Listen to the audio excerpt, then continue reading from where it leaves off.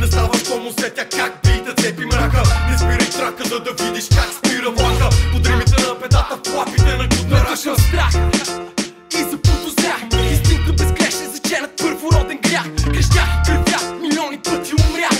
И пъти към пъка, ожесточено попах. Блях с фатален замах. Разсякох тишината, даже времето спрях. И ето наче успях, по верни пътеки вървях. Първоначално шептях, после виках, крещях. И ритах, и блъсках след гърдите. Горях сетите, бях поданик на трите. Но ето днес свободен, един поет народен. Дори доста беден, аз съм способен да радвам себе си и хората си с музика. Готов за своите хора да натискам спусъка. Ще ли спрат ли? Не, няма начин. Ще умрат ли? Да, има начин. Този път ли? Въпросът многозначен. Да останеш за себе си. Ще ли спрат ли? Не, няма начин. Ще умрат ли? Да, има начин. Този път ли? Отговорът е еднозначен. Ставаш за себе си. В нас е силата, експлозията, вечността и ерозията.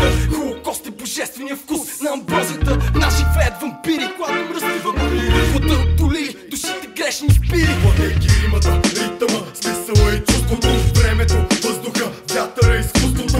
Намираме истината, бягайки от реалността. Създавайки храна за всяка една гладна душа. Плъчен се на тема, теорема.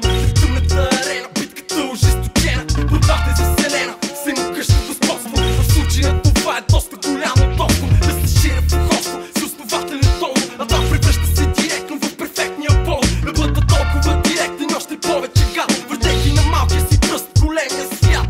Ще ли спрат ли? Не, няма начин. Ще умрат ли? Има начин. Този път ли? Въпросът многозначен. Да останеш за себе си.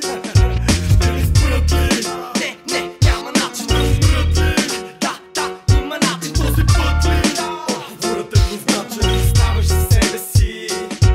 Чуйте ме добре, братлета, дигнете пистолета.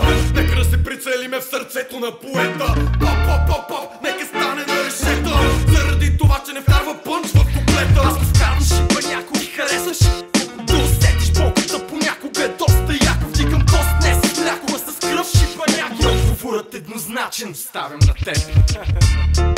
Яко.